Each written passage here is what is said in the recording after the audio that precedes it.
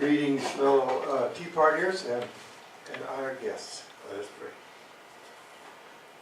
Heavenly Father, we praise you for your almighty being. We thank you for your providential goodness. We are mindful today of those who are willing to teach. Your word establishes that awesome responsibility in James 3, verse 1. Not many of you should presume to teach, brothers, because you know that those who teach will be judged more strictly. A proverb also says, as the twig is bent, so grows the tree. We pray now, O God, for those in this state and those close to us who have chosen to be twig benders, who shape young lives. May they impart not only tools of literacy and skills for productive labor and critical thinking, but the principles of America's founding documents and the virtues of honesty and self-reliance and reverence for you and respect for others. Now bless them as they share with us today and nourish us in the food that we are about to partake in. In Jesus' name, amen. Amen. I pledge allegiance to the flag of the United States of America and to the republic for which it stands, one nation, under God, indivisible, with liberty and justice for all. Amen. Amen.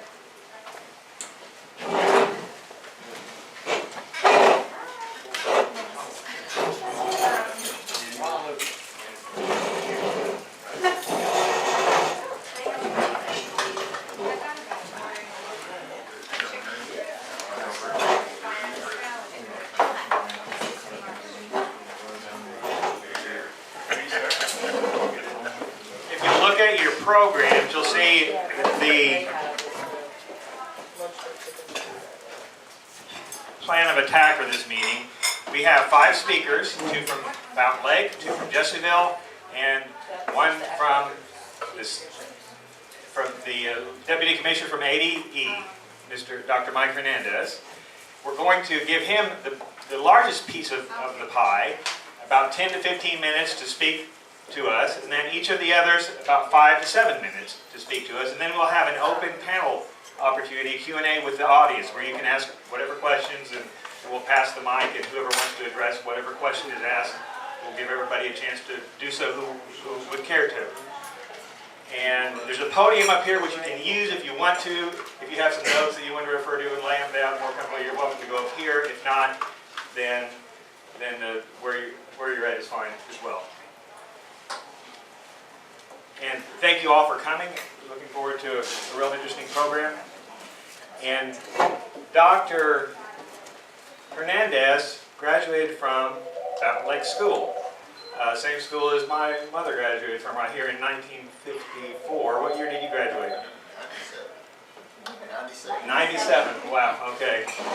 And we have the principal of Fountain Lake, the high school here, Donald Westerman, who some of you, I don't know if he probably doesn't even want to mention that he's related to his younger brother, Bruce Westerman. All right.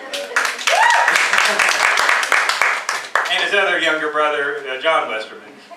We'll give him some time too. And we also have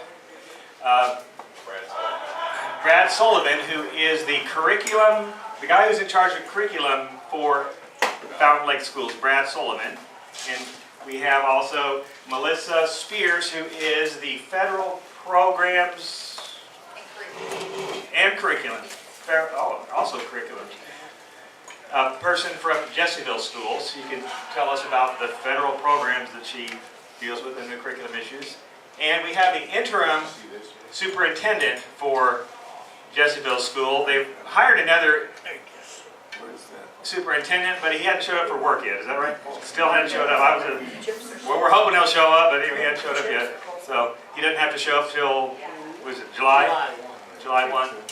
And then he'll be tardy if he doesn't show up then.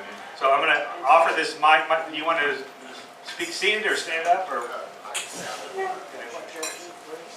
And you can tell us a little about yourself and what's on your mind, and try to deal especially with all the really controversial hot topics that, okay, there you go. Well, I guess it's not noon yet, so good morning.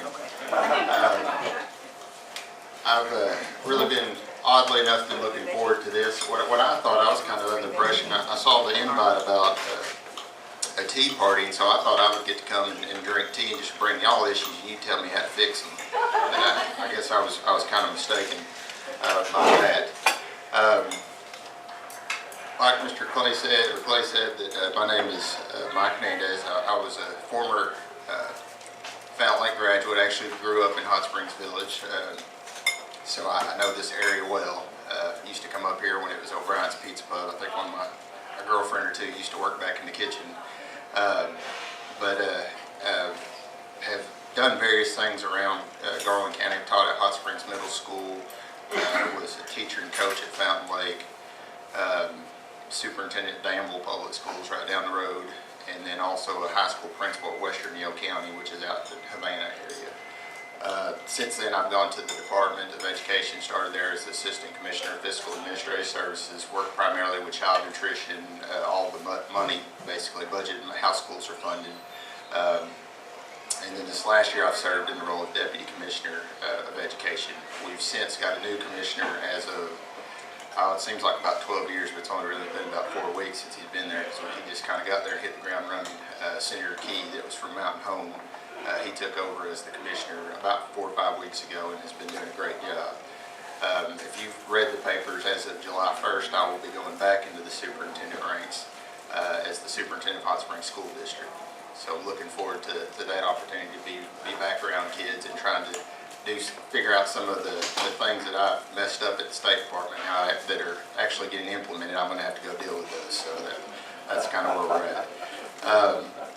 Some of the issues, as he said, some of the controversial issues that I'll kind of briefly touch on today is first off being Common Core. I know that was something that was a question that we might get into some in the panel. I know these folks being curriculum folks can maybe back up some of these things, but essentially, just to speak plainly, it really was a conceptual idea that state commissioners and some governors got together and they decided that it'd be a good idea that if I went from one state to another, that we kind of had a common thread of learning, meaning that if I took Algebra 1 in Arkansas and then I went to Mississippi, that those same standards, what it meant to take Algebra 1 in Arkansas and Mississippi would be the same. So conceptually it sounds like a good idea. But over time it got to the point where, several, as all the states kind of bought into it, this train started moving and these things started being developed. And at a point in time there was some idea that there would be some grant funding made available. Through what's called the Race to the Top grant, and that was to get states to get together and develop assessments. And you probably heard a lot about PARC assessments, which we're a member of the PARC consortium in Arkansas, where we give a test that we have other states that are partnered with us in developing that test. And because there was some involvement directly with grant money coming from the federal government, that it may have been viewed as some kind of federal overreach type thing, and it kind of convoluted the essence of what the standards were. And they were just high standards, high expectations that were developed. As with anything, whenever something's being newly implemented, there's lots of issues that come about. And one of the, just in my mind, and the curriculum people may want to talk a little bit more about this, but as I've gone around the state and talked to various teachers, what I realized is that there wasn't, when the new standards were developed, it was kind of put on teachers and staffs at each local district that said, here's what you have to teach.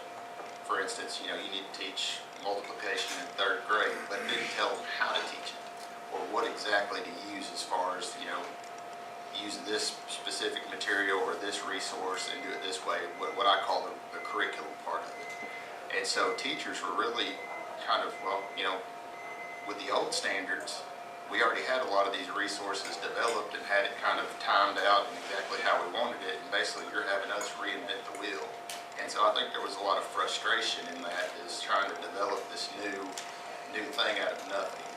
And over time, what schools started to realize is that, they had people that if you told them, how to teach and here are the resources that you have, they were good at doing that, but they weren't so good holistically in developing curriculum from the ground up and making sure what went from second grade to third grade to fourth grade all aligned and matched. And so that was kind of, I think, some of the issue maybe with teachers and how they felt a little bit of resentment towards them. And then, of course, whenever you take that and you add the fact that schools are being held accountable for how kids do when they're trying to develop these curriculums, it kind of adds to the angst in teachers' minds and schools' minds because they're being labeled. And I know y'all probably seen some of the letter grades that came out recently in reference to schools. So whenever you have that high accountability, it sometimes makes the art of teaching not so fun in some people's minds. So now where we go with Common Core, of course, you probably heard that the governor's developed a task force on Common Core, and they've been kind of going around the state and looking at various things.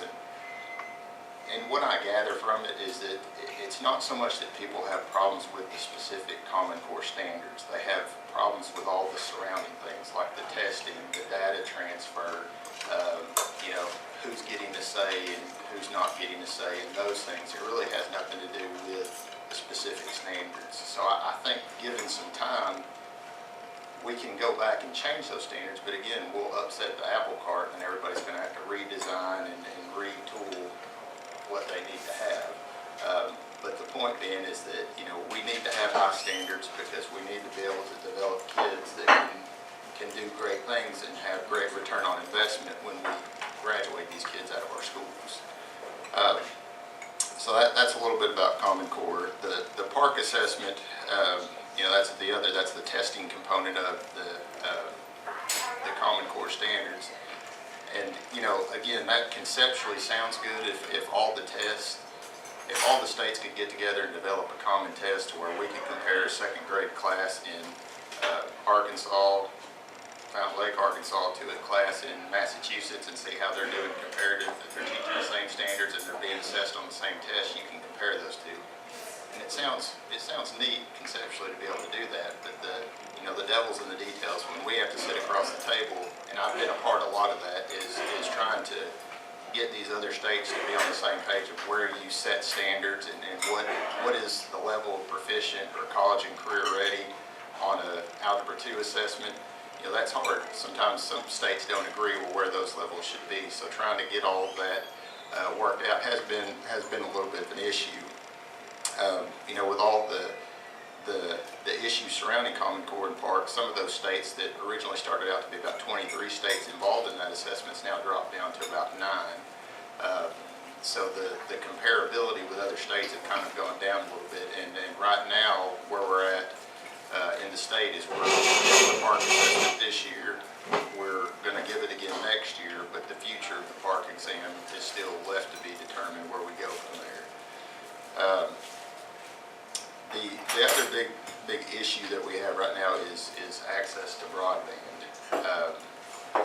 Every school district in the state, if you notice that we provide them a very small amount of broadband, but we pay a lot of money for it.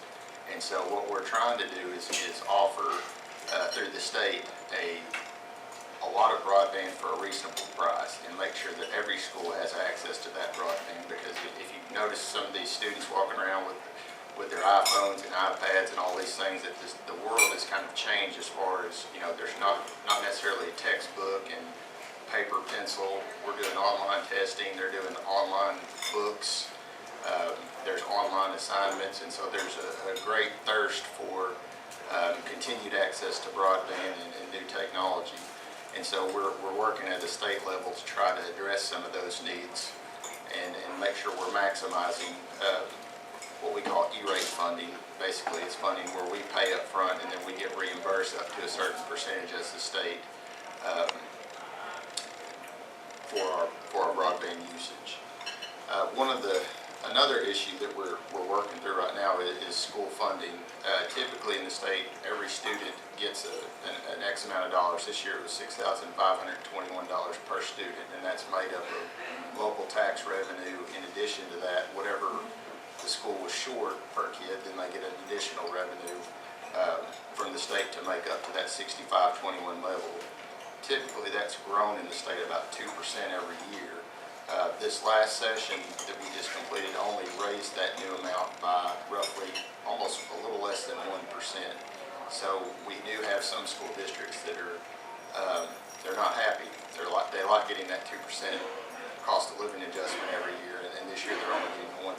So there has been discussion by some school districts about taking that back to court in a similar fashion to pass court cases directly involved with the Lakeview case in 2003. But we don't know where we're at on that. That may be something that comes up.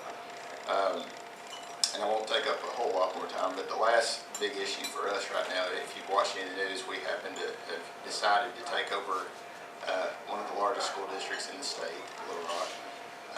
And that's one of those that constitutionally, the state is tasked with delivering education, and one of those methods is through a local school board where each local district is in charge of implementing their education. And when they fail to do that, the state is mandated to do something about that. And our state board felt that this was one of those cases where we needed to step in and do something. Unfortunately, it's not good for the local people that want to save, but fortunately for the students, there's a mechanism in place for something like that to happen, to try to have turnaround. Some say we're looking from the outside in that we've probably made things worse and taken them over, but I think it's going to take some time and effort to get that big ship moving in the right direction in regards to kids. So we do have this large district that we've taken over, but from a department perspective, we're really not designed or equipped to go in there and do that. I'll be honest, I've been one of the ones that in the last few weeks have been going directly over there and trying to figure out exactly what is it that's going on in that school district and how can we make it better. And that's, boots on the ground. We use the term block by block, house by house, trying to figure out, talking to parents, talking to kids, talking to teachers, and say, what is it? Where are those barriers that are put in front of you that keep you from being able to educate these kids? And, we have to think a little bit outside the box on how we deal with those. And, sometimes it is more resources, sometimes it's finding the right personnel. It takes a mindset to go into a school that has kids that don't come to school ready to learn. They have a lot of other issues. They may be sick, they're hungry, they're sleepy. And you have pieces of that in other districts, but not in a critical mass to where you're having to battle that every day. And so you do have to have the right mindset to go into that district. But those are some of the issues. What we're working on as far as we do have a new commissioner and a new governor, and we're really looking at what is the path forward for education in Arkansas. We can't continue just to be hung up on test scores, being just math and literacy, and this whole mindset of everyone's got to go to college. We do want kids to go to college, but we also want to think about what is it that a high school diploma is worth? I mentioned that this year we're paying $65.21 per kid. So if you average that over a 13-year education, that's quite a bit of money that we spend on educating kids. And the question that I ask is, what is a high school diploma worth? What is our return on investment? So when our expectation should be that when we're putting money into a program, we should be developing kids that are going to come out and be contributing members to society. I saw a statistic not too long ago that said that when Social Security started out, there was about 16 people working for every retired person. And now, from my understanding, there's 2 people working. And, I very much, when I retire one of these days, I very much want my 2 people working for me to be a doctor and a lawyer, not necessarily, a college dropout and somebody working at a fast food restaurant.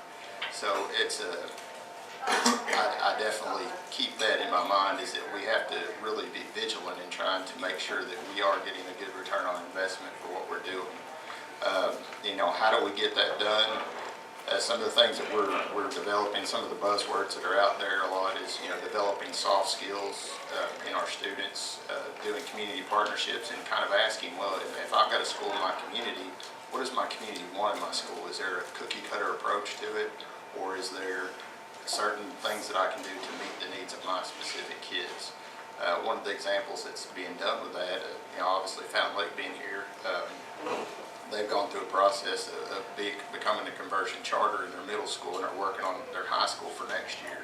And that's one example of a school district that's trying to really look at their population and the needs of their community and try to address those needs to put out graduates that they feel that will be contributing members to society.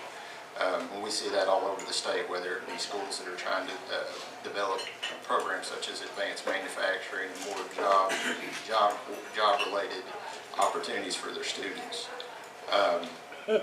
So, some of the path forward is making sure that we understand, what is it that our community needs, and you do that through communication, and then also working, through partnerships, and then also, whatever revisions need to be done through code. Those are things that conversations we need to have in the future to work towards that. So, Clay standing, so I must talk to him. There'll be more Q&A Yeah. opportunity. Thank you very much. Ron, Looper, you want to come here or you stay there? Doesn't matter. You like where? Okay. Hey, have him stand up there. I can't, we can't see him. He's in the window. Well, what she said. It'll be a great loss. Thanks for the invitation to be here. I've been at Jessieville School District since August of this year. Came in as an interim to get them to the next year, and I've been retired for 9 years and done a couple of interims in the meantime and worked for some textbook companies and consulting companies during that time. But coming back into the public school as a superintendent, and I was at Mountain Pine for 10 years as superintendent, and so I really knew a lot about this community. One of the things that I've really been pleased with and impressed with is the quality of the teachers and staff that we have in the Jessieville School District. A lot of good people, doing a lot of work. The obstacles, as Dr. Hernandez has mentioned, face all of us in the public schools. Money becomes an issue. The money that you get, how you can spend that money, because you're limited. Very little of the money that we get that we really have any control over as far as how we spend it or where we spend it, because of mandates from the federal government or mandates from the state government for salary schedules to different programs that Melissa can speak to as we get into the question and answer series. But I commend the teachers and the staff in the schools to continue to be progressive and continue to help students go forward with the obstacles that are presented. No doubt the Common Core came in between my retirement and coming back, but I heard a lot about it, read a lot about it in the paper. And if you look at a teacher's day, and you look at the instructional time that they don't really have a lot of time for planning a curriculum, creating a test, and doing those things that should be a piece that they walk in with the ability to teach and manage students and impart that learning that they need to go forward. So I think that was a lot of the frustration that came out of the core curriculum, is that it was something that needed to be developed. And it was probably a good idea, but limited time, limited resources created the problems that we have with that curriculum right now. So I feel like that speaking for Jessieville, I think they're in a good position. We've grown this year by a few students. The enrollment's about, I think it's 904, 896 was the last count that we had for our 3/4 average. and that's up a little bit from last year. And you see some fluctuation with school choice. And kept up with the papers. We filed an appeal for the school choice for the 8th Circuit Court for the 6 school districts in Garland County, because we're under a desegregation settlement that was actually put in place in 1992 that puts us on a different format and a totally different screening as far as school transfers, because our agreement is based on race. And in 2012, it was found to be unconstitutional to base student transfers on race. But since the agreement was already in place, we went back to court, federal court here in Hot Springs a couple of weeks ago, in fact, week of spring break, and to try to at least go with what the rest of the state is actually working under. And the judge denied it, so we've now appealed that to the 8th Circuit Court in St. Louis. And hopefully we'll get out from under that and at least do what the rest of the state does, and that's based on a 3% cap of your total enrollment as of October 1. So in our case, the state sets that number for us. We could allow 28 kids to transfer out of our school district based on that 3%. So once we reach that 28%, then no one else can transfer unless our enrollment increased or we got other students from other schools. But as we looked at those figures and the racial makeup, quite a few things have changed within the last year. And changes in who can come to one school and who cannot. But again, it's based on the makeup of your school district, the demographics of your school district, whether you can transfer by school choice. So we play with a different set of rules than the rest of the state plays with. So that's what we're trying to equalize. So I'll turn it back over to you and ask questions. Thank you. A couple of details about yourself, though, personal. You have some people in the area? Yes, I'm originally from here. From Bismarck, actually. Graduated from there, got my late degree, and did lots of other things after I graduated from school, and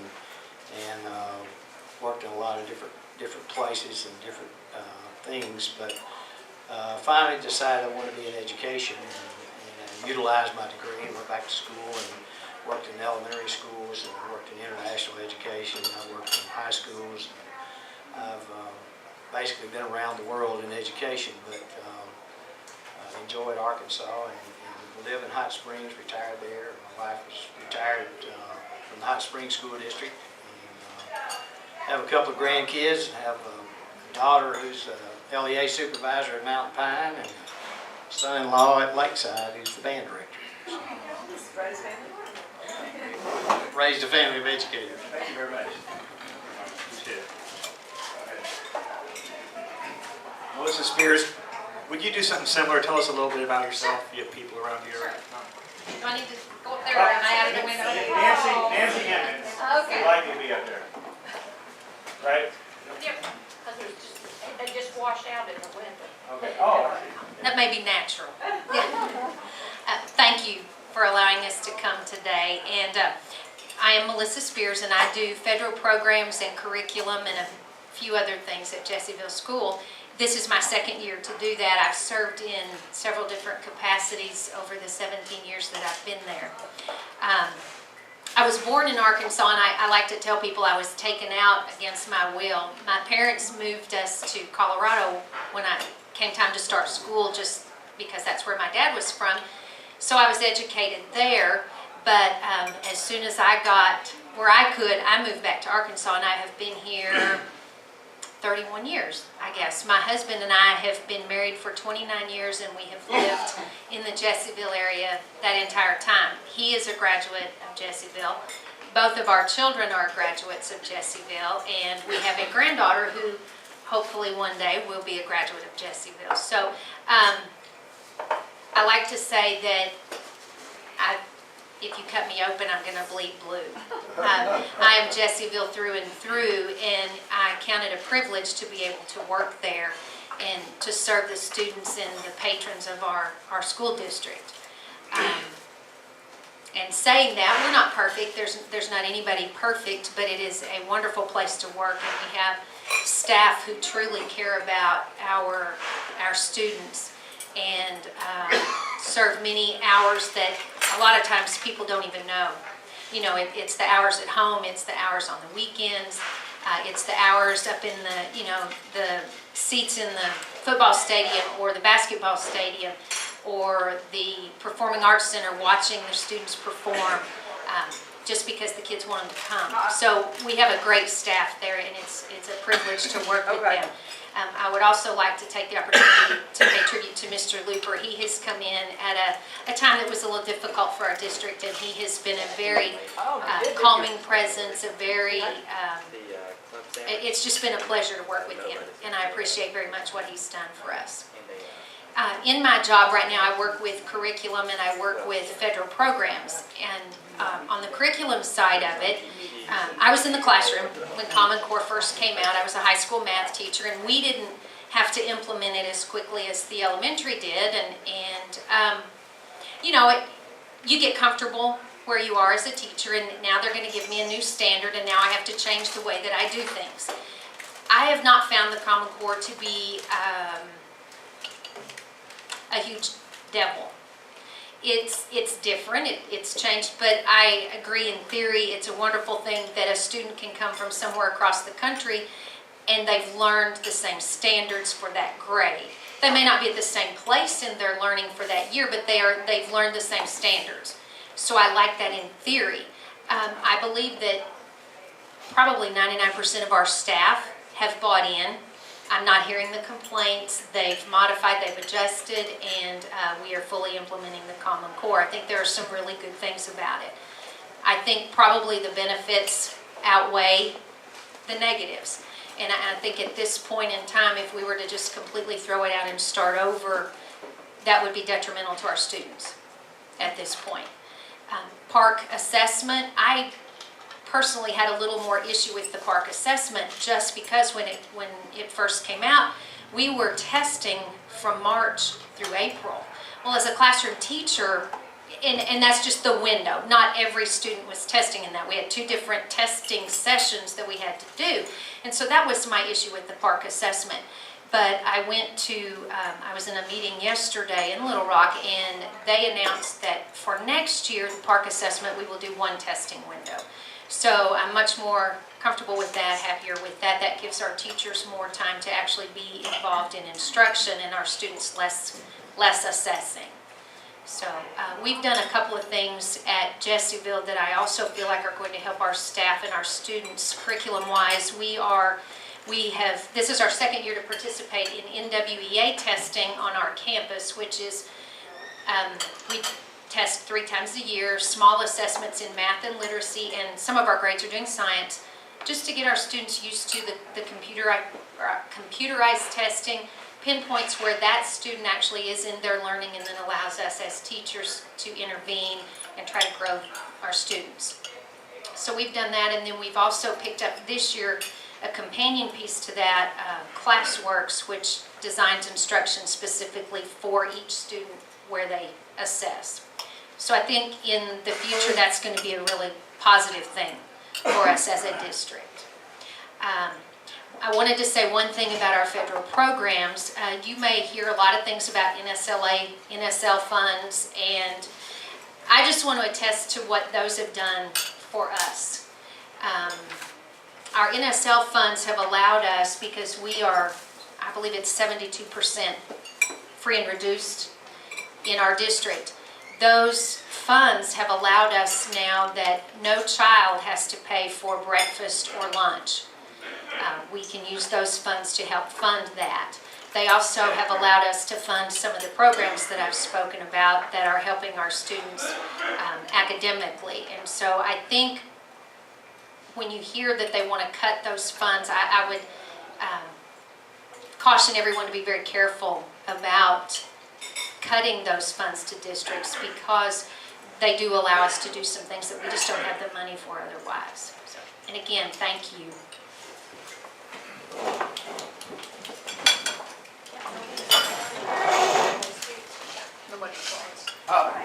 Yeah, what's up? Yeah, Thank you. We're all up. Yeah, applause. Hey, very good. What is wrong with our man? I tell you. Sorry, Brad. All right, thank you. I too want to say thank you for allowing us to come and speak today. And I'm Brad Sullivan. I've been with Fountain Lake for this is my second year. And I'm originally from El Dorado, and I actually went back there as an assistant principal, so that was kind of interesting to go back. Mr. Westerman's getting to experience that, going back to his home and be the principal there. But I was last 8 years prior to coming to Fountain Lake, I was high school principal at Magnet Cove. And something that, as a comments about Common Core, the park assessment, and where we're at today, I think as educators, if our goal is not to prepare students for life, then we're in the wrong business.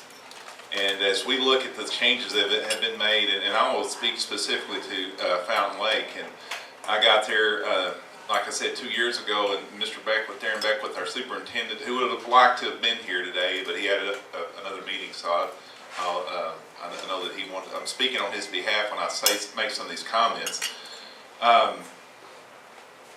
He was already in our district was already investigating doing school differently, and they had looked and went over and looked at different schools from around the nation. I'll say that they went inside the state and outside the state, looking at schools and how they were preparing students for life, college and career, and they started pursuing this possibility of a conversion charter school. And the first year I was there is when we started that process with Ernest, I guess, and we applied for the conversion charter status at the middle school, and then this year we've done that at the high school. And I'll let Mr. Westerman talk more about the high school. But, and I want to back up and say, as a high school principal, and we focused on test scores, and that's been our focus a lot in education, and that's not bad, but we're more concerned about being proficient or advanced, and not as sometimes we leave out the fact that they're not prepared for their next step in life. And what we're wanting to do is with this new structure, is to help ensure that we're preparing students for life after high school. But as a high school principal in Magnet Cove, and being a high school administrator in other places too, you saw these students that come through school and they were advanced on the end of course test. But they went to college and they were needed to be remediated because they didn't score 21 on their ACT. And something's not right there. We saw that. And students, they even would say, I want to be an engineer, but we're not really having those real conversations with students when we see that the aptitude's not where it needs to be. Not to say they can't get there. And we're letting them go through school. They're telling us in the 8th grade they want to be an engineer, and they're below where they need to be on the aptitude of what an engineer needs, even their 10th, 11th, and 12th grade year. So we just pat them along, and then they graduate, and we let them go ahead and enroll in college and try to become an engineer. But we've really done them disservice because we hadn't really prepared them and given them what they need and had real conversations. So what we're doing at Fountain Lake in the middle school is we're starting in the 5th grade that every student will have a personalized success plan. We call it a PSP, where we're sitting down and talking to that student about their aptitude, about their interest, about soft skills that Dr. Hernandez talked about, and what they will need beyond the curriculum to be successful in life. And that PSP is something that we're going to carry over into the high school next year. But part of that is having that individual conversation with the student, with the parents, and talk about what they will need to get to where they want to be in life. And that's more important. I will say that the Common Core and the Park Assessment has given us some flexibility to we're in control of our curriculum. Something that we're looking at is how we can do things differently. And part of what we're doing differently is we've got waivers from the state to embed courses and give some flexibility to do more of the things that we feel like we need to do to prepare our students for college and career. So we're really excited. I could talk all day, but these guys need to talk too. So and I can answer questions, but if you've got questions about what we're doing at Fountain Lake, we're excited about that. I will say that the park assessment and the broadband and our technology, given the assessment this year, it's gone well. We've had little to no problems, and so, and we see the positive in the park assessment Common Core. But I better let someone else speak. Well, Brad, you actually could go another couple of minutes and be riding your time. So. Okay. You got more? I think I will say that something that we're doing as well, and Mr. Westerman can speak to this, is we're listening to business and industry and what they need, and we want to have conversations with them to say what's the skill set that you need, and I will say something else that's a big part of what we're doing at the middle school is character education, and we're, as a part of their school day, that's part of what they're doing there, and we're using the Leader in Me, which is the Stephen Covey program, where we're talking about goals, we're talking about how to relate to other people, we're talking about being on time, being committed, and being responsible for your actions. And that Leader in Me it's been really good to see that. The other thing we're doing at the middle school, I'll talk more about the middle school and I don't want to talk about the high school, but project-based learning. That is a big component of the middle school, where we're using a curriculum that's called Project Lead the Way, but it's a gateway curriculum where we're exposing our kids to robotics and medical detectives, and there's like 6 different courses that they get a chance to pick as far as their interest, and as well as those courses where they're doing some one course that they're doing some coding in the middle school. They're using their Google apps. It's another course that they're taking, a photography course. So we're trying to expose those. The goal of our middle school is career exploration and exposure. So we're wanting them to explore and then expose them to careers, and then we start talking about that in their PSP. What do you need to do to get there? And it's exciting to see. And I would something that's good to see is in the afternoons during our PSP time is to walk up and down the halls of the middle school and see kids engaged, see them working in teams, and to see what's going on. For me as an educator, I will say that what I've seen the last 2 years, it's been a refreshing, and to see these kids engaged and see them in control of what they're doing. And I'll give an example of a student in our middle school that older sibling had gone to the math and science school, and she was on path that herself, and that's all she had talked about, going to the math and science school. Well, now that this year is in the middle school, the conversion charter has started, and what she's doing with everything that's going on there, she is no longer saying that. In fact, her mom says she's excited about being in school every day. So, we're seeing some positive changes. We want our kids to be motivated, and we don't have to motivate them to do everything, but when they can see the relevance of what they're doing here and where they want to go, it helps them get where they want to be, and it helps us to help them get there. So some exciting things, and I would think that the changes in education that Dr. Hernandez has spoken about, and some of the flexibility and where we're going, I think it's exciting to see what's going on, what's on the horizon, and our kids deserve for us to give them the very best, and to be thinking outside the box, even to prepare them for college and career. So.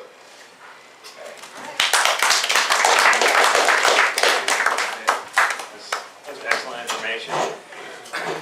For Donald, I am going to ask him to think of what the question is, and I'm going to give him the answer. Okay. So the answer is a regular Sonic hamburger, no special order, just the way they make it, no fries, and a strawberry milkshake. Now, what's the question? Yeah. Too fat, I don't eat it. What's the question? Where is it? I mean, that sounds good to me. Where is it? Okay. Boy, I hate that you don't know. I hope when you leave here, you'll remember what the question is. No, it's my great aunt and your grandmother. That's what she would like to have brought to her next time she gets a visit, either right before 11 or right before 4 p.m. I got you. So, And I bet you would. yeah, she did. She was very clear about it to me last time I visited. There you go. Thank you.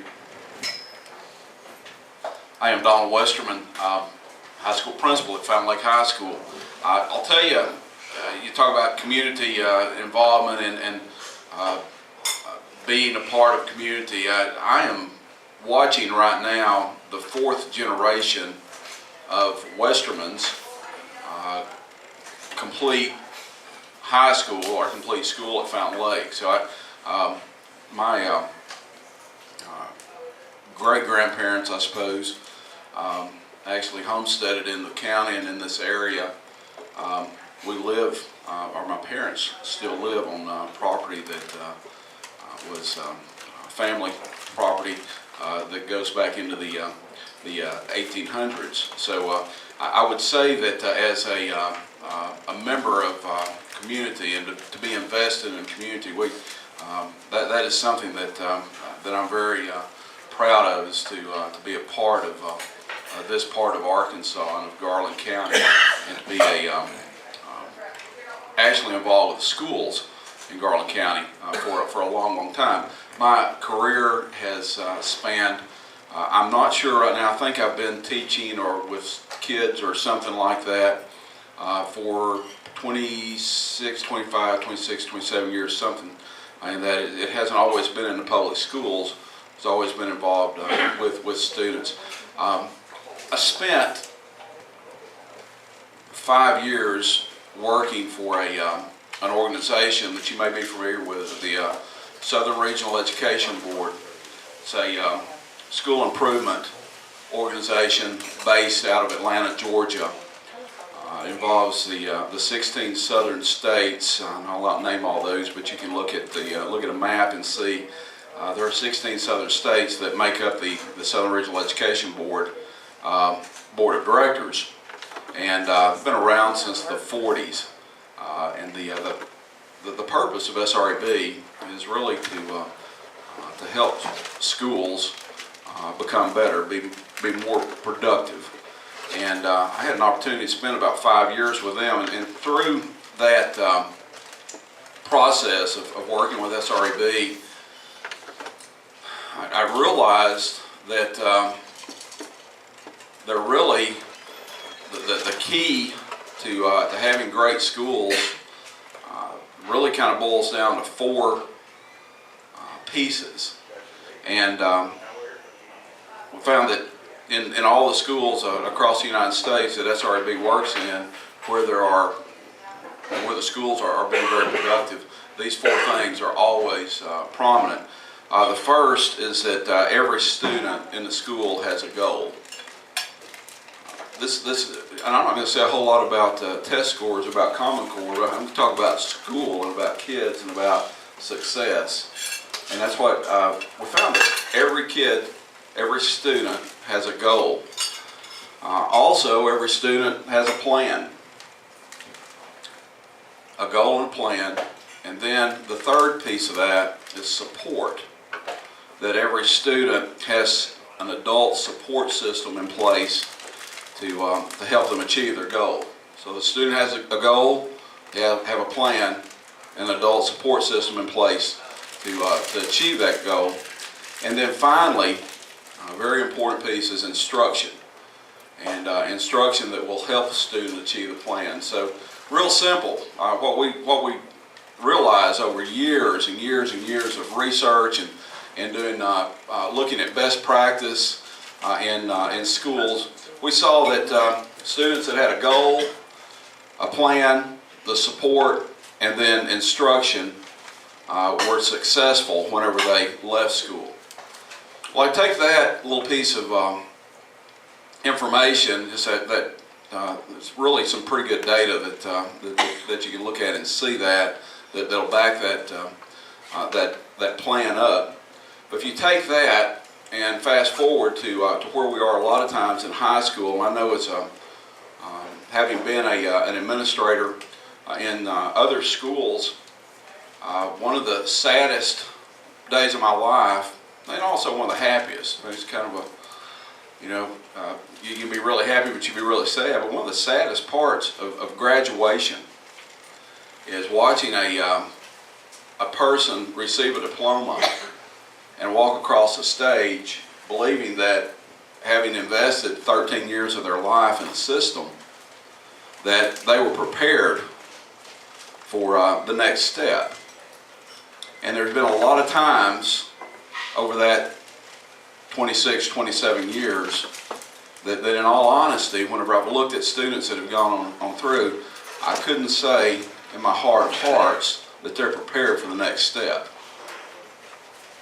So, as high school principal at Fountain Lake and being in a situation that is that's really conducive to great things happening, being in a progressive situation with certainly administrators and an incredible instructional staff, with a board that's very supportive and very innovative in their thinking, we started looking at what really can we do, first of all, to make sure that we get every kid a goal, every kid a plan, every kid the support they need, and then the kind of instruction that's going to make that work. What can we do with our structure to make sure that we put all of those pieces in place, and then make sure that every kid gets it?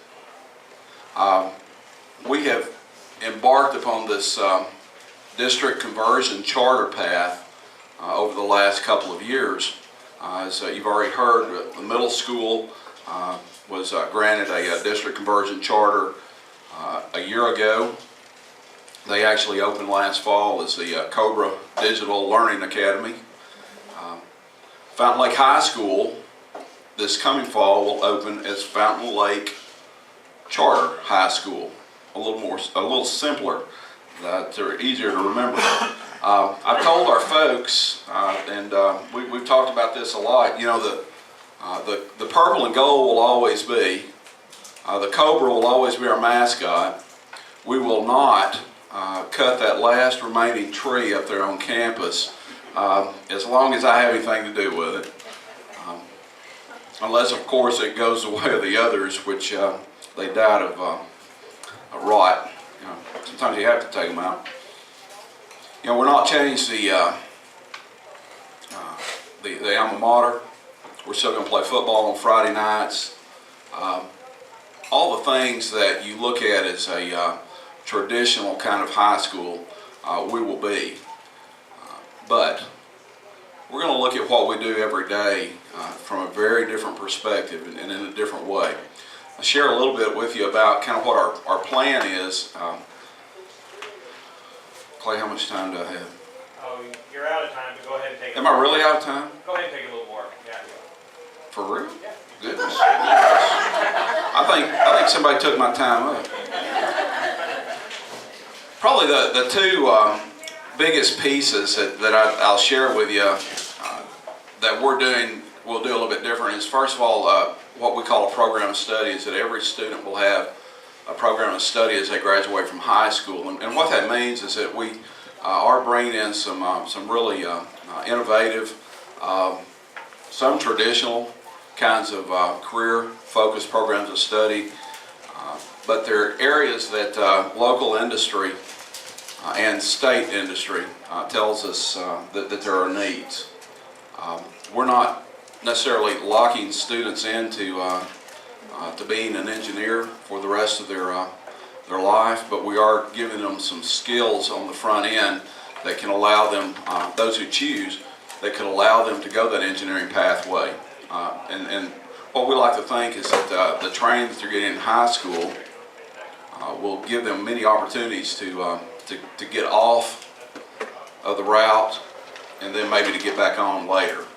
So for instance, it's possible that a student that would go through our integrated production technologies program, which is a an advanced manufacturing program that we will offer on our campus, that student could conceivably leave high school with the skills to be able to run a CNC machine, have the CAD/CAM kind of training, and be able to go directly to work at Express Boats or at Triumph or somewhere local, or they could choose to go into an associate's program and work on a certificate, or they could go on into a bachelor's degree program in engineering.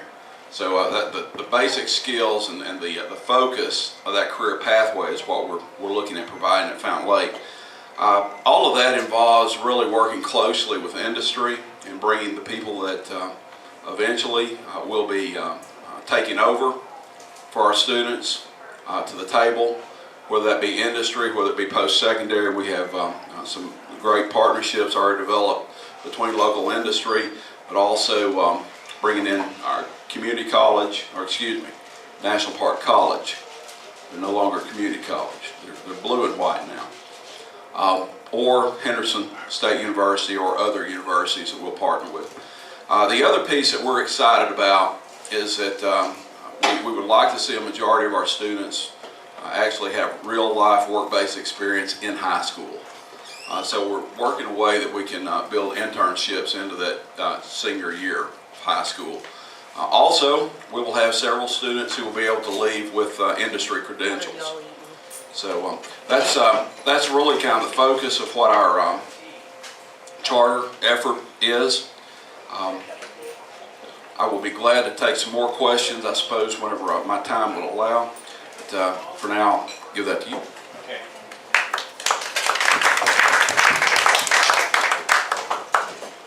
Okay. So everybody remember what the flavor is? It's not chocolate, it's not vanilla. Strawberry. Strawberry. And no cheese on the burger, no fries, just regular. And we're going to go ahead and have a Q&A time. Bring that up a little bit. Okay. I'm going to give it to Nancy. First off, I want you to thank y'all for coming, and we appreciate what you're doing with our children very much. And you're in competition today with Mike Huckabee. That's why you have tables that are empty. There's that saying, if mama's not happy, nobody's happy. And that's part of what we have going on right now, is that the parents are not understanding Common Core. And you're sending the children home unhappy and don't understand, and the parent can't help the child. And my wish would be that somehow we could bring the parents into the Common Core a little bit more. I have a very dear friend, Mike, and you know Ann well. She knows Common Core backwards and forwards, and I heard all of this going on and confusion, and I said, Ann, you've got to sit down with me. John and I are in the legislative session every day. And I said, you've got to sit down with me and help me understand Common Core. There are just too many people that don't like it. And she said, and she's very much for Common Core. And when she got through, it made sense. And she said that it would help children when they got to algebra to understand. And I know that we're placating to the business community. I do understand that, and we need to. But we have so much frustration with the parents. And like I said, if they don't understand and can't help their children, they're never going to like Common Core. So we need to kind of, what would be your suggestion that we could help the parents better understand? Yes. Okay, who wants it first?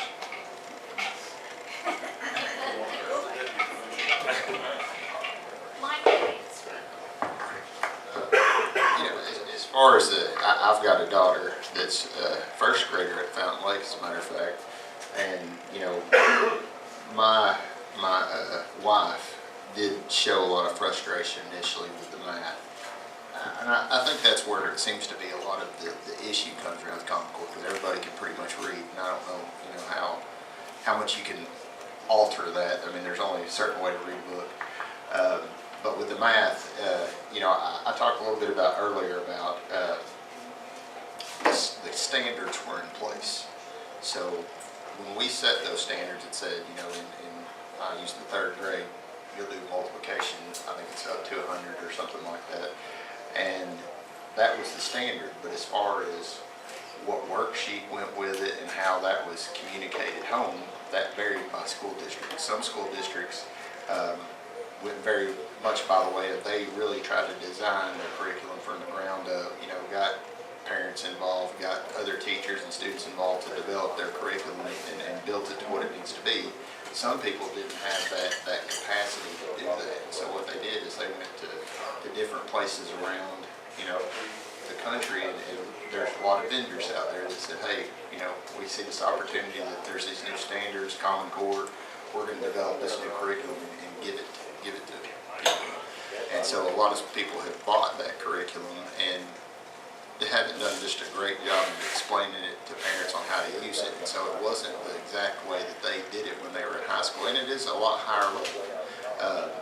So what my daughter is doing in 1st grade was something that, I'll give you a perfect example. She came home one day and she had a worksheet, had 4 problems on it that were word problems, and they had to almost kind of solve for X type thing in algebra. And she came in there and I said, well, she asked me to read to her, so I'm not going to read to you, you go do it.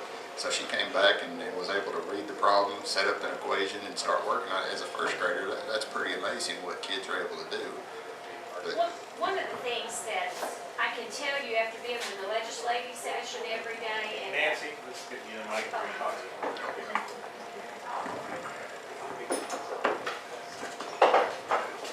one of the things being with the legislative session every day, Bruce Cozart chaired the Education Committee. Common Core is not going anywhere. We've invested too much money in it, and we just need to change the attitude of this. And I think to be a little sympathetic or understanding to the parents' frustration will help you a whole lot.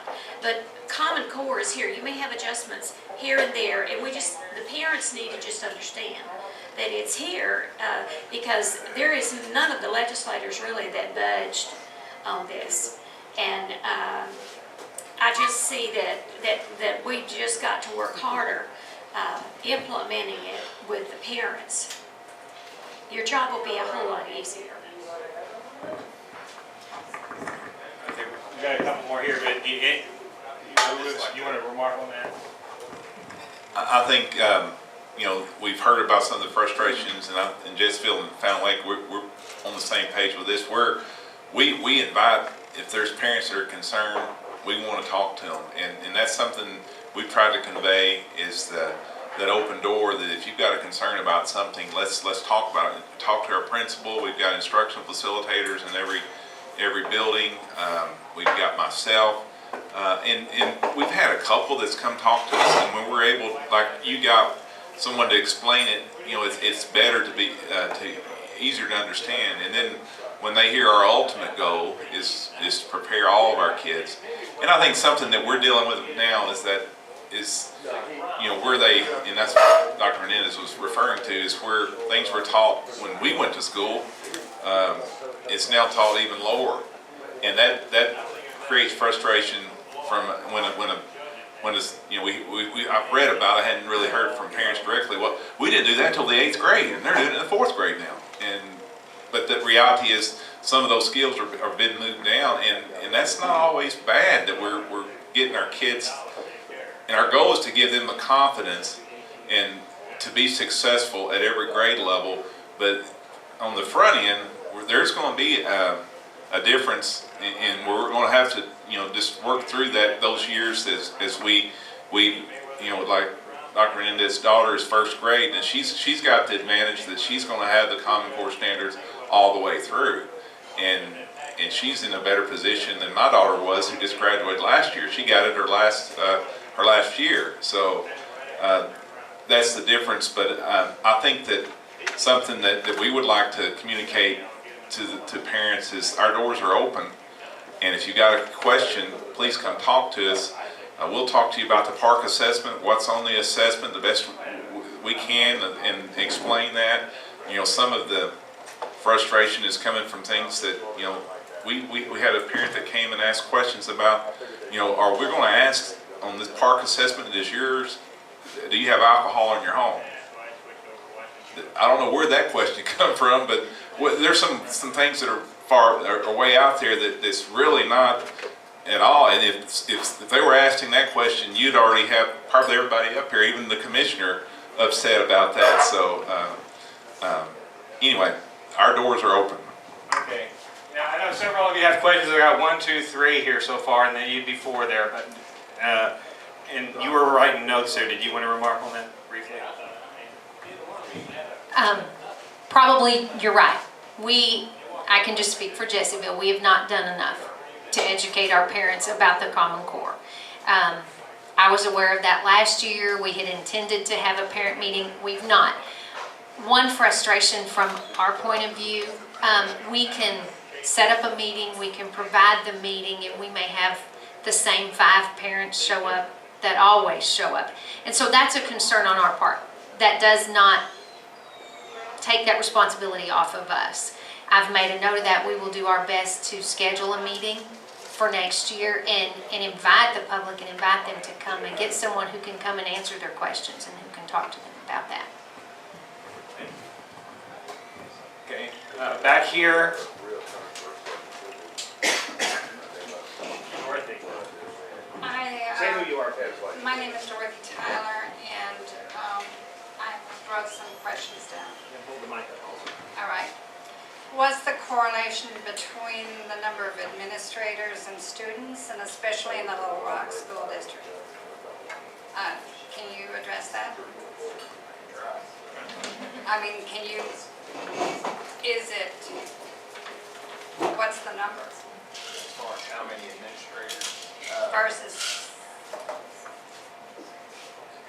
I probably couldn't answer that accurately, other than, you know, they also have a lot of directors and coordinators. Exactly. There's a lot of stuff. Now, we have standards that are based on building level, how many principals you're supposed to have per student. And it's my understanding that they're above those first students. from what I've read, that Hold the mic up. okay, the preponderance is that there are many more administrators. It's top-heavy compared to teachers to students, and that would be a problem as far as I'm concerned.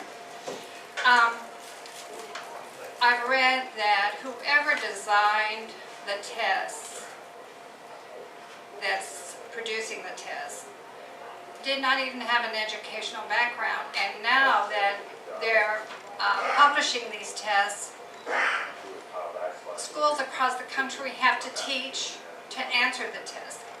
Am I way off base? No, I think Coming.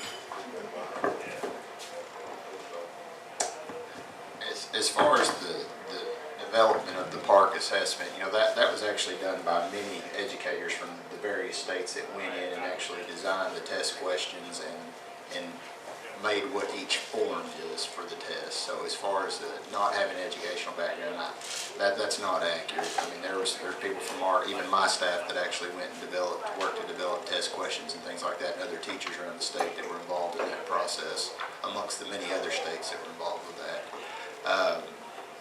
There is this being an online assessment. We haven't done that in the state in the past. We've always had paper and pencil. So there was some time spent on behalf of school districts to teach some of these elementary kids keyboarding skills and how to be able to answer a format. I'll give you an example. Typically when they write a written response, it's in a couple page formatted box where they would write in. And so in this case, there's still a box, but it can actually scroll down, and so they could basically almost write unlimited response in there. So just showing the kids how to do that and not just try to fill up the tiny box and be done. So just things like that. It did take time in the implementation process, trying to make sure that they were aware which buttons to click and those kinds of things. So there was various practice tests done throughout the year. There was one other thing. Do parents have the option of opting out of Common Core here in Arkansas? And when they do, are there repercussions?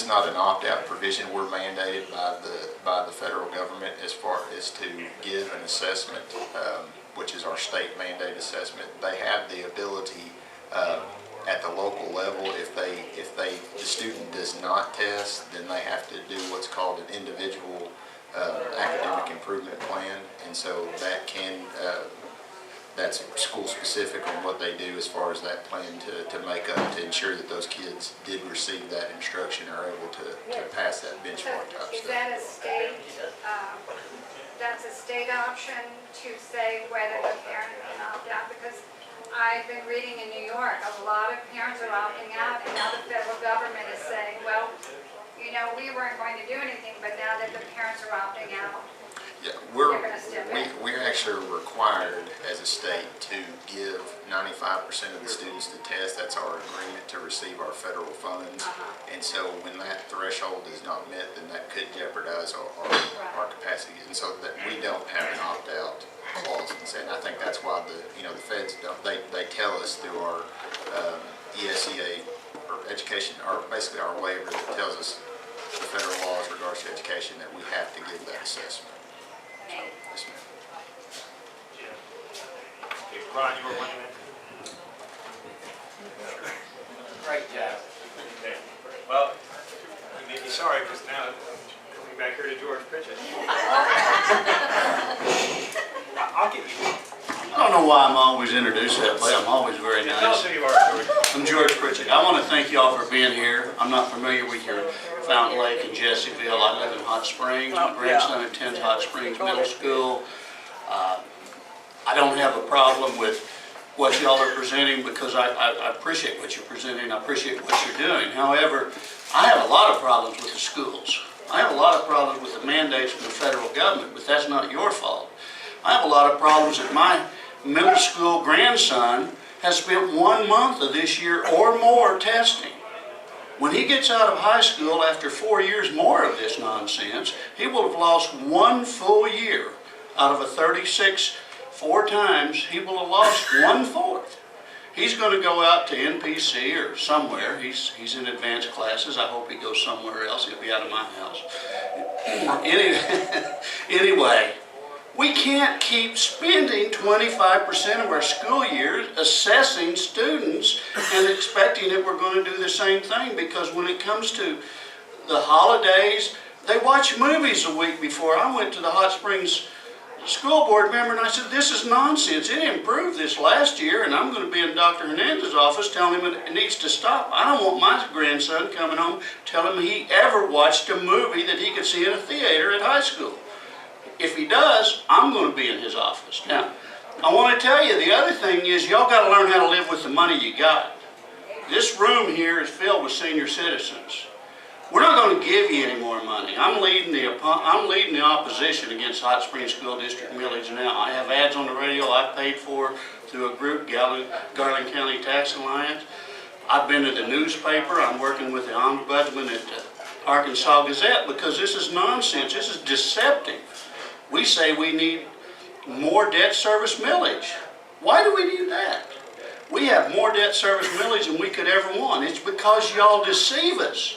You write out these ballot issues and it says it can be used for other school purposes. You know, that's deceiving. This has to change in the state of Arkansas, and I know it's not you guys doing it. It's the way it's been. It's come down from the legislature, and it's the way it's done. But we have to stop. I ask you all to learn to live within your budget. These people all got about 2% on their Social Security this year. Some of the people in this room live on that. This is 18.5% millage increase that they're asking for. I'm urging you all to look before you leave. And don't keep up with the Joneses. I don't want Hot Springs School District to look like Lakeside. I don't want it to look like Lake Hamilton.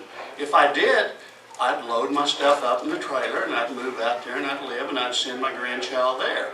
But you're not going to convince me to give you a single solitary penny in raising property millages because the state stopped. You know, do what we did when we got cut back on things, when we got nominal increases in Social Security, we stopped spending, we tightened our belts. Y'all do a great job, but you can't do the job you need to do if you have to test 25% of the year. as a citizen, I'm working against that with my legislator, my school board, my school district, and I urge everyone else to do it. But you in academia, you have to tell them, enough is enough is enough. I don't have a question there, but I just want to know, what do you all think about spending 25% of the time, 1/4 of a person's high school time, testing? Because I got it on the calendar, and I'll concede my grandson might have stretched it a little bit, but it's pretty close. And right now he's doing it. He's not doing anything in school. I can just tell you, he comes home every day. I set him at the dinner table and say, "What'd you do?" "We practiced for the test." And here's something that happens. When we're testing some students, we can't do anything because the computers are tied up, the broadband's tied up, and we're waiting. So, and then when hunting season was going to start, we didn't want to do anything and have the students that didn't go to school because of hunting season. I want you to stop that, Dr. Hernandez. I don't care if they don't learn a darn thing, but if I'm going to send him to school so you can get the money from the state and the feds, I want you to teach that week. If not, I'm going to keep him home next week during the hunting season because I got lots of jobs on my rental properties I can have him work on, and he's a big hunking boy. Thank you.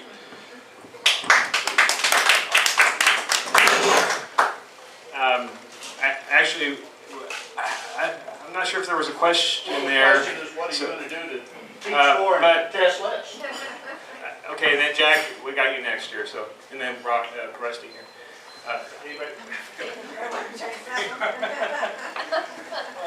I don't know that these are options that we can change at the local level.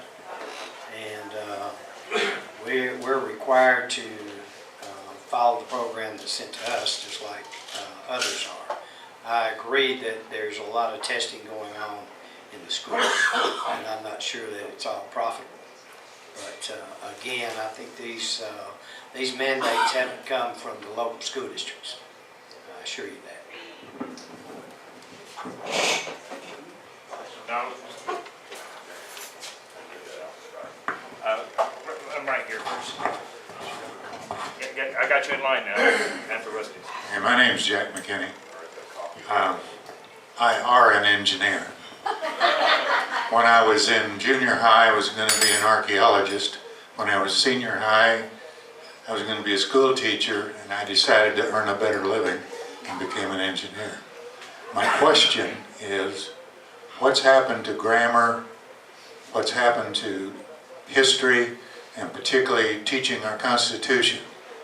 Because I don't see the kids understanding a thing about it.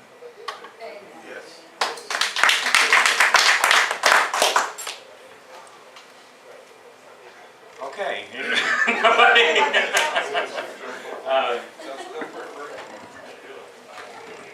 History and Constitution?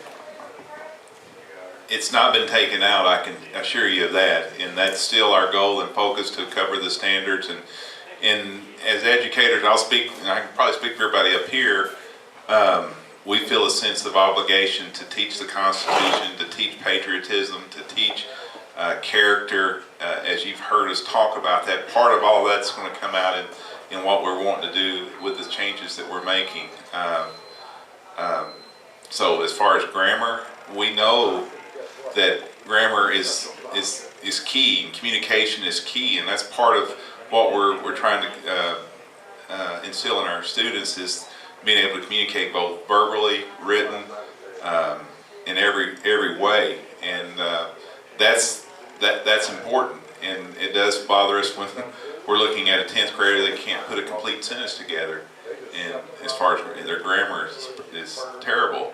We know that if they're at that point, then we've got to do something to prepare them and change them, because when they leave and go across his stage at graduation, if grammar is not what it needs to be, they're not going to be successful. And furthermore, if they hadn't been taught the Constitution and the history of our country, then that's going to impact them as well. Okay, Rusty's next, and then you're... I don't need the mic. Well, you take it anyway.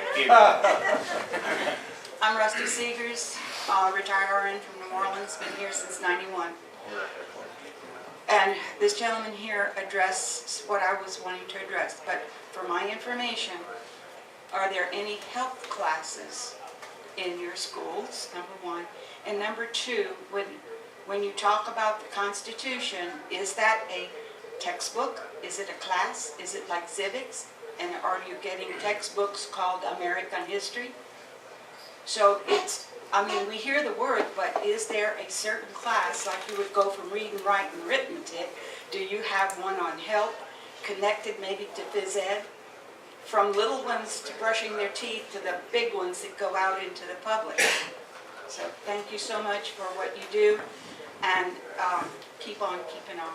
God bless. Well, just take your pick, health or the Constitution. We do have requirements that we have to teach health. All of our high school students have to have a semester of health before they can graduate. It is also required in our middle school that they have a certain number of minutes of health throughout the year. So we do address that. And as far as the history, we do have American history as a course. And in the meeting that I was in yesterday, they have developed new social studies standards. And it was very important that in these history classes, and I may say this incorrectly, this was just presented yesterday and I don't have my notes here, but in these history classes, they have to review, they have to spend a unit on, because the history teachers were complaining that there wasn't enough time to get to modern history. So they've adapted that to some extent, but they still have to spend a unit reviewing I believe it's pre-1890, where they talk about the Constitution, they talk about the American Revolution, they talk about the Civil War. So we have not left that out. It's just, you know, we're the history of America is much larger now. We just want to make sure it's not being rewritten for modern times, that it is what it is in reality, that it, you know, that we're not being... I see you, Jock. Okay, good, sorry. And also... I'm down. Just a comment about where we're at and the flexibility we're given, even with the Common Core. It's given us flexibility as a school district to teach what you're talking about, and that's the responsibility of administrators and the board to ensure that that's happening, and that's our goal. I mean, we're on the same page there, and but I will say that what we're doing. And Jessieville, Fountain Lake, I can speak. I know enough about Jessieville to know where they're at too. But we've developed our curriculum. We're setting pacing guides. We know when things are going to be taught throughout the year, and we want that's our passion as well. So we're with you on that, and we, you know, if there's more, you got more questions in regard to that, we'd be more than happy to talk about. Thank you. Connie, can I say something on this subject? Well, there's two people in front of you. Okay, go ahead. Okay. You're third. Okay. I'll make this real quick. I'm impressed by your competence and the burden that has been thrust on you from so many different directions to do so many things. I just want one little thing. When I was growing up, my kids were growing up, they ate breakfast at home. I fixed it. We sent sandwiches with them for lunch. Now, where in the world did that come as a mandate that you have to feed them 2 or 3 meals each day? The federal government mandates that you have to give them breakfast? Getting hot. They're still getting hot. You gotta be kidding. No, sir. Can you They're refer not me? kidding. I would like to, can you refer me to the legislation that requires you to prepare breakfast for them? I'd like to see that.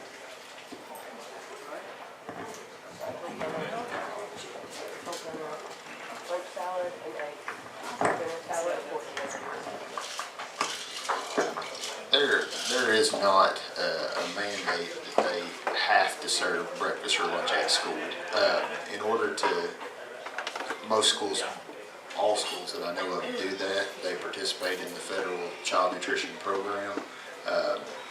That's how the schools take advantage of the federal dollars that are out in regards to free reduced lunch kids. But that it is not a requirement that they participate in that program. So if you didn't do it, there's money that you wouldn't get from the federal government? That is correct. Oh, okay, got you by the hook. Got you by the way.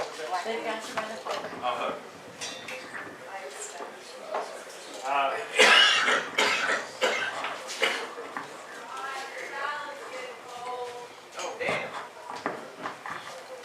Just to address, I too grew up in a home where we didn't leave home without a hot breakfast. And lunch was, we took our lunch or we participated in the school lunch program.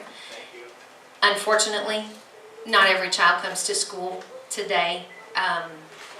They may come to school and haven't even seen their parents that morning. And so before we can teach that child, we have to meet the physical needs of that child. And that's unfortunate, and I wish I could fix that in the home. But right now we can't, and so we do have to address those physical needs before we can address the academic needs.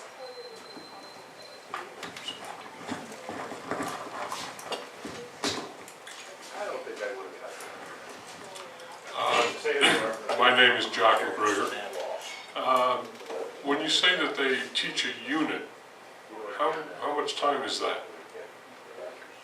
I believe that's left up to the school district to determine. I believe. Now, don't quote me on that. Again, this was just Because presented I find it yesterday. incredible that you could teach American history from colonial times to 1890 in one unit. Now, I substitute taught at Lake Hamilton High School, or junior high school, and they had on the Constitution, the Revolution, about 4 pages in their textbook. They had a workbook, which never went home, on the living Constitution. Now, that's not the Constitution that we have in this country. It is not up to people to decide that they're going to change it willy-nilly. We have an amendment process. And saying that it's living and should adapt itself, and being taught that in schools, has got to be a violation of everything that an educator is to stand for in this country. My question is, how can you possibly teach history of the United States in one unit?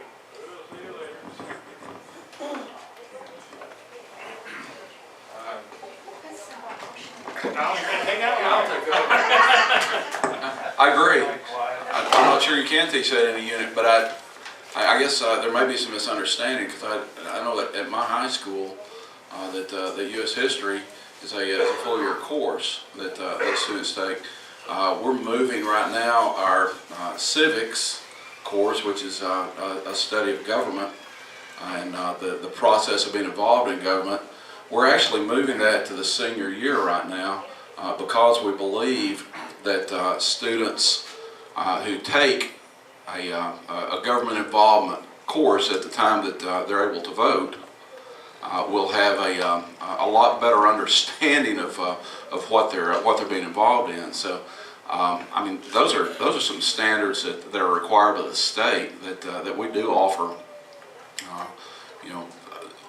Civics and history, along with 4 units of math and 4 units of English and health and science.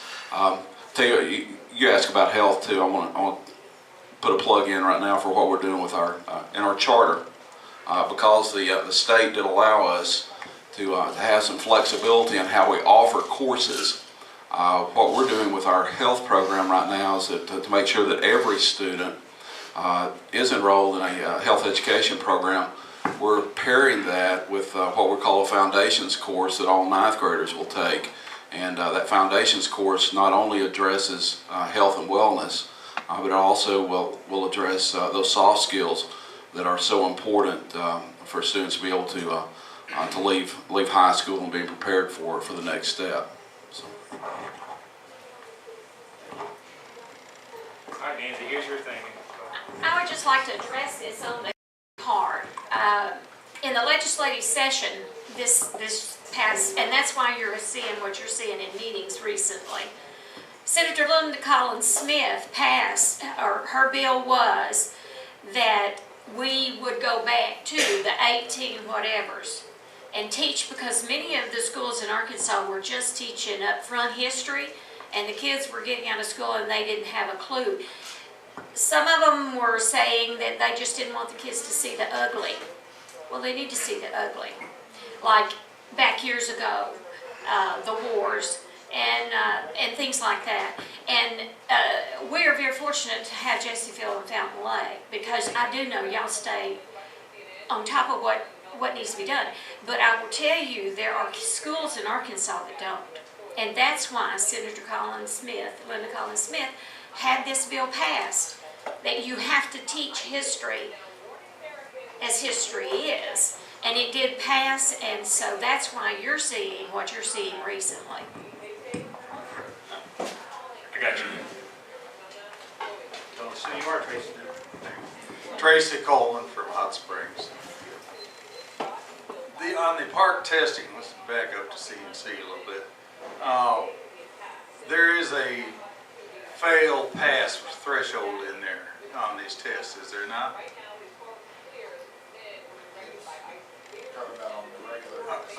On any of the tests there where the student will fail. And is it not true that every student that fails retakes the test until they do pass? Not sure. So they can fail it once and then fail it, that's it. As far as the benchmark testing, there's actually levels of, right now there's 4 levels. There's a below basic, basic, proficient, and advanced. And the proficient or advanced is what we would refer to probably as passing. But if they're below basic or basic, they have to seek remediation in the next year for those deficiencies. What is the cost of testing? I know it varies some, but give us a range. I think this year we spent, just on the benchmark assessment. You don't have a mic, so speak up. Per student. Per student. Per student, Let me take the mic back. $23.67 per student paid for benchmark. And there was a total cost of around $9 million for the park assessment this year.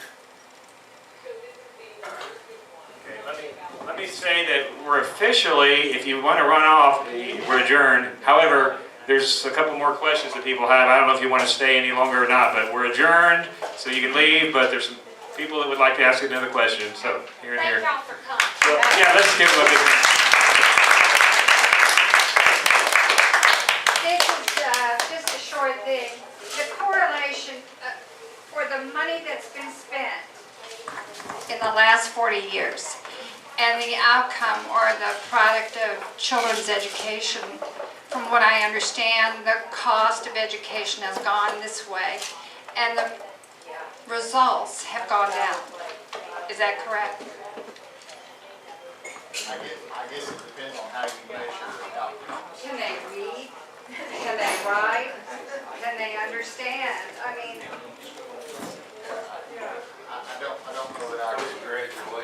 I don't know that I could accurately. Actually, our graduation rate in the states has been increasing, but there's a lot of factors that are associated with that. But as far as to try to quantify increasing costs for education versus outcomes, I don't know that I could accurately. somewhere I read that 50% of kids graduating can't read. Well, and I would say as a parent, you also need to, it's hard for him to answer that question because as a parent, I think you also got to look at schools individually. Right. Because as a parent of myself, I'm sure, yeah. the schools are very different in the way they're teaching kids. I have 3 kids. I have one that graduated Fountain Lake. I have one that's graduating this year from Fountain Lake. And then I have a 5th grader who just started the Digital Prep Academy at Fountain Lake. And the one that is in the Digital Prep Academy this year, and this is the first time we've had it, I am very excited. Now the one that is graduating this year, you said it, and this is the first time I have heard them speak. I work for the school, but I've been in law enforcement 14 years.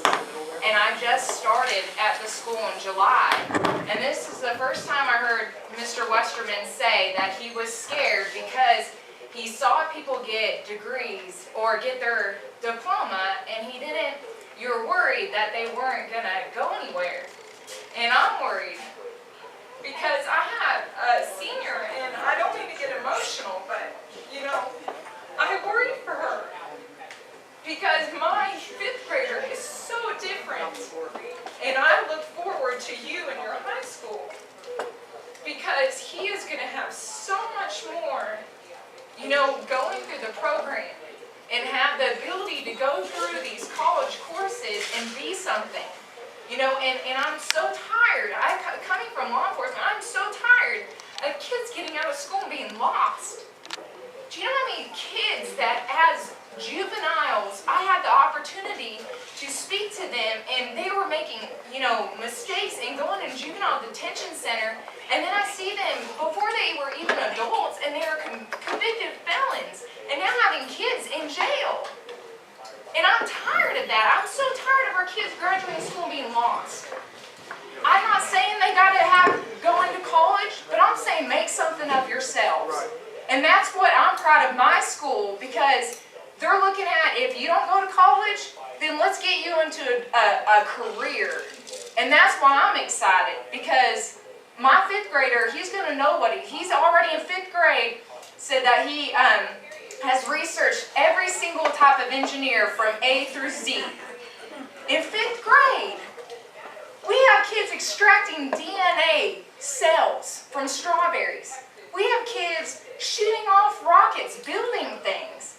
They no longer have to have their parents go to Hobby Lobby to buy them science projects to go in the garage. They have the capability to do that at school. Can you imagine what we used to have to do? All that excitement in their brains, and they're able to do that. They're going to be, and then going into your school district and the things you talked about, you're going to be doing great things.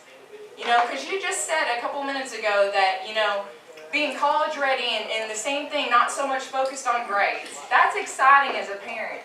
I'm telling you, because I'm so tired of hearing people going to Harvard and they get the college degrees and they have nothing to do with it.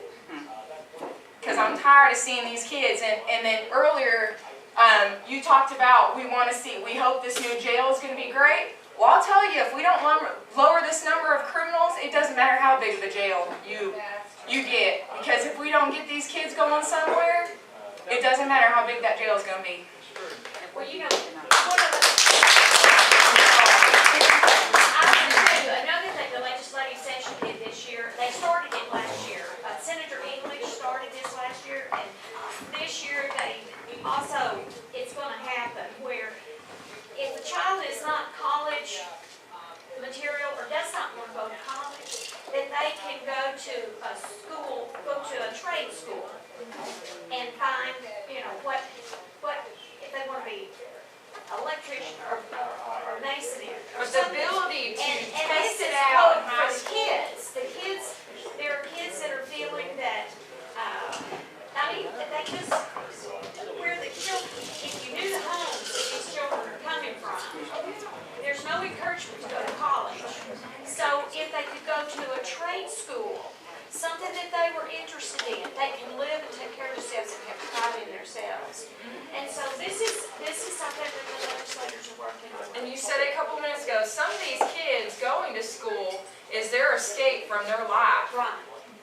It really is. And on the food, I want to tell y'all, I was a child who was in a home of mother and father, both alcoholics. And there was not food in the house. And these children, when they get to school, that's all the food they get. And so I don't want anybody to leave this room to resent these children getting 1 meal, 2 meals, or 3 meals a day. Because when they go home on the weekend, they have no food. That's why we do the backpack thing. And so we need to understand that you may have dysfunctional and adults, irresponsible parents, but that's a child. And we need to understand that's a child. And they don't understand. And I thank you so much for what y'all are doing for these children and meeting every need that you see is there. Because this day and age, it's not like when you and I were growing up. Mine was bad enough. This is disastrous what the children are living in today, so many of them. And we just have to pray that we as adults, that's our generation of people, young people coming up, and we as adults have to prepare them for a future and give them what they need. And I think, like I said, at home, they're not encouraged to go to college. So they come out thinking they're a failure because they see their friends going to school and being productive and getting jobs and so forth. And so there is an option that the legislators are very trying to work on to give them a trade that they can do. I just have one thing that I want to ask you. I want to know what we're doing and why we don't put the vocational back into the high school. Put it back there. This putting them on a bus and taking them out to National Park College is just nonsense. It takes up a lot of time, and lots of kids don't do it. They're not going to ride the bus. We need it there. When my generation graduated or went to school, we knew how to make change when we were in the 7th grade. We didn't need a computer to tell us. We didn't use our thumbs to communicate with everyone. As this gentleman said, we could diagram sentences. These children today, about 80% of them that I experience can't put a sentence together. So are we going to do anything in your school districts to bring the vocational training back so they might get out of high school? We send them to National Park College and they have to enroll in remedial courses. Now this same group, or some of the people in this room, work to defeat the millage increase at the college because it's nonsense. I want the college to throw them out, send them back to your school, and you make them college ready. If they're not college ready, don't let them out, folks. Please, tell me what you're going to do to put more VOTEC in and stop graduating kids that can't go to college unless they take remedial courses. Thank you. Yeah, I'll be glad to speak to that. We give this to you. You won't have to shout. Thank you. I'm not shouting. I think you've got about 3 different issues there that are all convoluted and mixed together that I'm not sure, I'm having a hard time following. I will say the reason that we do put some kids on a bus and send them to the technical college is because they have some very specialized programs there that it would not be cost effective for us to be able to operate on our campus alone. When we have students that are in a very much a vocational program in the precision machine tool, whenever I walk into that shop at the technical college, and he has 2 or 3 different CNC machines that are industry standard that those kids are learning to operate. And I'll tell you, I have a son who is a product of that. He will be gainfully employed because of the skills that he learned at the National Park Technical College. It would not be cost effective for us to do that on our campus. I don't have enough students who would enroll in those programs. However, the 7 county schools, Centerpoint, and I don't know, probably another school that come in and feed those programs. The same with the medical professions course, same with the pre-engineering course out there, same with there's a wood technologies program at National Park Technology Center that involves the same CNC kind of machines, the same CAD/CAM technology. So the more technology that's involved in any kind of instruction, the more expensive that is, and the more cost effective it is for schools to co-op and to work together to put those kids there. My students are there for 2 periods a day. They're back at our place in time to be able to get those core courses that they're required to have, also to participate in any kind of extracurricular activity. As a school administrator, as a dad, I'll tell you that opportunity to put those kids at National Park Technology Center that have that aptitude and those abilities is about the best bang for the buck that I know of. That's good training right there, and that's a great opportunity that our kids have in this county. It's not in every county. We visited schools all across the United States as we talked about how to make this thing work here. And we see that particular model works in most every situation at good schools. As far as being college and career ready, that's certainly what the focus of Common Core is. Whether you love it, hate it, don't like park testing, think that they're going to ask you if you got guns and liquor in your house, whatever the whatever social media is telling you is out there. And I would just caution that I read Facebook too, and there's a lot of stuff. For the longest, people didn't believe that we still said the pledge in high school. Start a petition to make sure we say the Pledge of Allegiance. Well, shoot, at my school, we've been saying the Pledge of Allegiance every day as long as I've been involved with schools, 27 years. We've said the Pledge of Allegiance, but there's this belief out there that we don't because it's a social media. There's a lot of this park stuff that is social media generated. A lot of bad information that just because it's published on the internet does not necessarily make it true. Common Core is, the real foundation piece of Common Core are those overarching college and career ready standards. And that's the basic things that a student needs to be able to do to say that they are ready for the next step in life. It is what the entire focus of Common Core is. It gets lost. The focus gets lost somewhere down in how we're doing math or how we're doing literacy. But the focus is college and career readiness. And the standards there, I believe that if we achieve those standards, students achieve those standards, they will be college and career ready.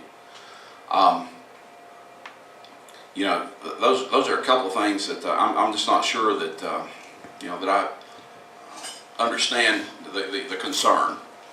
But I do know from a practical end, from a real life, what's going on every day where the rubber meets the road, that those are the things that are happening. So. And just to comment to that, as we look at the decisions we make as school administrators, we're looking at decisions as if our child was in that seat, in whatever level they're in. And that's the way we approach things. And our goal is every child. It's not just the has and the has-nots. They'll just fend for themselves. Our goal is every child.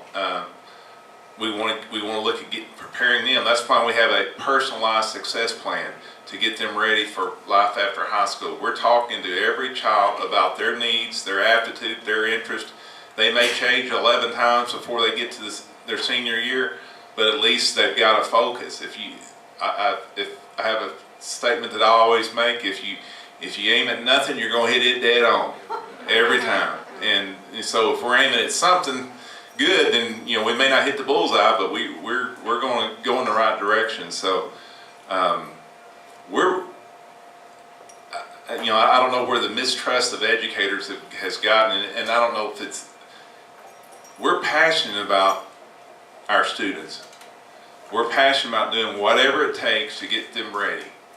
And if we don't have that mindset, then we need to go drive over the road truck driver or do something else.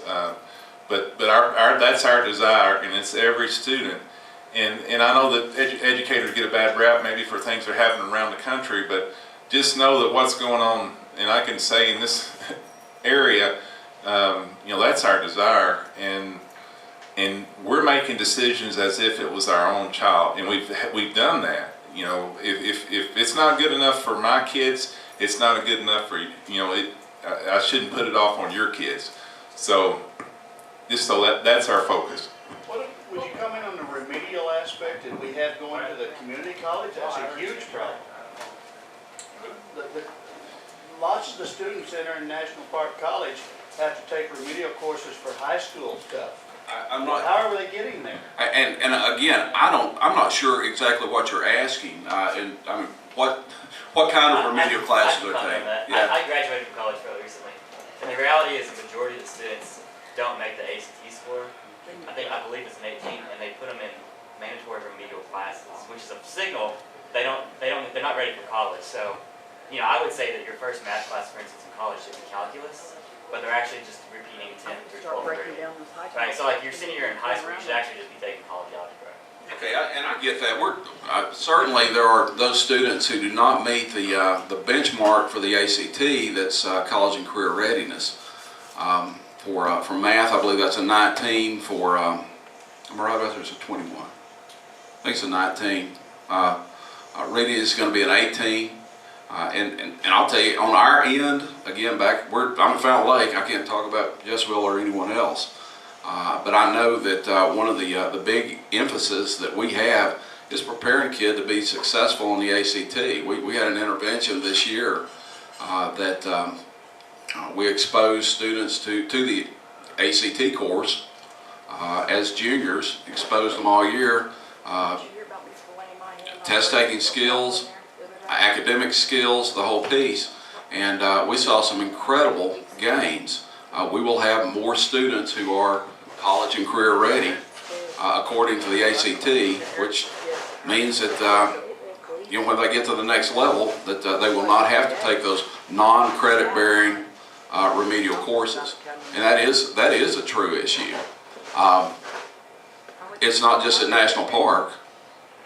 That's an issue across the state that we've poured a lot of money into college scholarships in this state to get a lot of kids in school. And as we enroll more kids in school, we find that the more of them that are enrolled, the more of them that are not ready. So I mean, y'all can figure that cycle out. Build more buildings, raise tuition. Doesn't make a lot of sense to me that we've just kind of changed our funding cycle there. Thank you. You bet. Thank you, even though we adjourned 20 minutes ago. We appreciate you sticking with us. I would just like to comment on your, why parents don't trust the administration and the teachers. I don't think it's that, I think it's the teachers' union. The union part that parents have a problem with. I believe that's where the biggest key is right now. But I would also like you to, despite the fact that there was some elevated emotion and some exchanges, I think it's just super fantastic that all three of you and the other two folks from Jessieville were willing to come and participate with us. Thank you, Mike, thank you, Don, thank you, Brad, very much. And can we give him a really hearty